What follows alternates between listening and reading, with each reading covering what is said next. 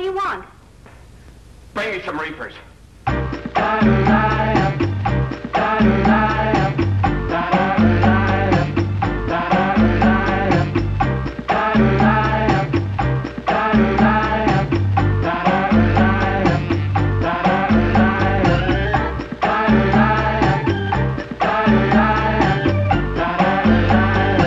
Okay, what is 420? Basically, it's a national weed day. It celebrates marijuana in all forms and fashions.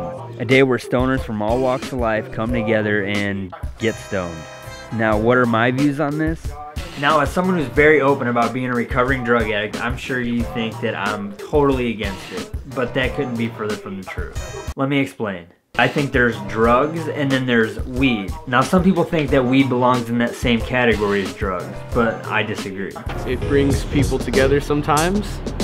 It treats a lot of like health issues and stuff. I don't see why it's illegal. Have you died from it? Nope. I just want to get high. Then there's some who think you start with weed and then end with drugs. The gateway drug theory, to which I also disagree. No more of a gateway drug than sugar, caffeine, or tobacco. All the people in my life who have always told me that weed is a gateway drug were most of the time people who have never done a drug a day in their life. Honestly, if you ask me, I think sugar is more harmful than weed. I'm straight edge, I don't do shit. I don't fucking even drink. But it's okay, I don't really mind it. Of course you start with weed. When you're a kid, your friend doesn't roll up and say, hey man, I got some heroin, you wanna come over and shoot up? It's, hey, I got a joint for my cousin or my brother or my uncle or whoever, do you wanna come over and smoke it? And 9 times out of 10 you do, and 9 times out of 10 nothing bad happens from it. You might laugh a lot, think pretty deeply on some stuff, eat a bunch of food, and then tell your friends about it the next day. It's your decision where you take it from there. And that all depends on who you are as a person. See, it's not the weed or the drug that determines that. It's you. I think it's a good tool that can be used medically and recreationally, considering it's safer than alcohol. I think it can be overblown a lot. I think it's kind of weird or even potentially ridiculous that someone would make pot a significant part of one's identity. But I mean, who am I to judge? I play video games all the damn time, you know? Like if you know someone who just smokes weed all day, eats junk food, plays video games, and is just a flat out definition of laziness, then I can guarantee you that that person was lazy long before the weed, and they'll be lazy long after if they ever stop. I know people with college degrees who own their own businesses who are productive as all hell, who smoke weed on a daily basis. And I also know people who are dead or in prison who smoked weed on a daily basis. But in no way was it the weed that affected those outcomes.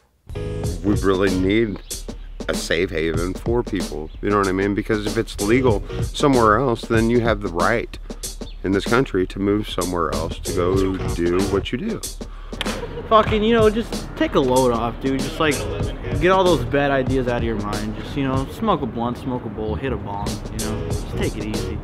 When I was 14 years old, I was busted in school with just over a ½ ounce of pot. I was taken to jail, put on probation for 2 years, and expelled from school. But that wasn't even the worst part about it.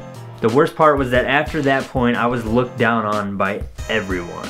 I was a bad kid, and boy did they let me know it. From that point on, as far as the school system and a few of the more ignorant adults in my life at the time were concerned, I was broken. But see, I'm lucky because I was granted with the gift to think for myself and to be able to find the truth in most situations and in most people. And I say gift because I know a lot of people who aren't like that. I know a lot of people who, from a young age, they're told they're broken and they believe that their entire life. But I wasn't buying it. But see, just like a choice, is my choice to be here in Indiana, where it is illegal. If I get out here and get pulled over and go to jail right now for a doobie, is it my own fault? Yes, it is, because I made that choice. Now thinking back, the obvious thing to do would have been to take a second and talk to me and find out what the hell a 14-year-old kid was doing with that much weed. And I mean to actually get to the root cause, not just ask me where I got it from so they can punish those people too. Because believe me, they definitely tried to do that. But if they would have really asked, maybe they would have realized that at that time, my life was pretty fucked up. But when I think back and I ask myself, like, what would have helped, if anything, I think it was a crucial time to get me involved in something that interested me. Something that I was passionate about that could have turned all the crazy energy and confusion I had at the time into something positive. But that wasn't the case. So I turned to all the other broken kids and we just did what broken people do. Now I know it seems like I've gotten off topic here, but my story is just a smaller, scaled down version of how I think the weed situation in this country is handled. Like just the other day, a guy down the street was arrested for having an illegal indoor grow operation. He was growing weed in his basement. And now he's sitting in jail waiting to go to prison for a very, very long time. His life is ruined. I mean, how do you come back from something like that? Well, I think it's ridiculous that anyone would go to prison over any sort of weed-related charge, whether they're growing it or they have possession of it or they have consumed it in one way or another. Been there, done that. Several times have I been locked up over marijuana, which, I mean, it wasn't like 100 pounds or anything like that. A doobie, a roach, a pipe one, that's ridiculous to have to go to jail. Now, if you go a few hundred miles that way or that way, you got people doing the exact same thing, being awarded, getting a pat on the back, and they're making a great living for themselves and stimulating their economy in like record-breaking numbers.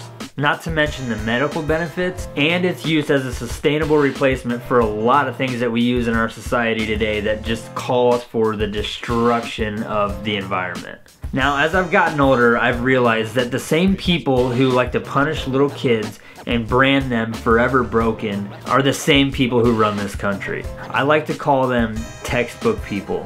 People who are incapable of showing sympathy. People who can't think outside the box. People who stick to what was taught to them by their parents and their parents' parents. And anything that goes against that is just simply wrong. Now, I don't smoke weed anymore. I haven't for a long time. And it's obviously not because I think it's bad, but it's just my personal preference. But for the people who do, I say smoke up. You're not hurting anyone. And if anyone tries to tell you you're wrong, blow it in their face. The only person in this life who gets to decide if you're broken or not is you.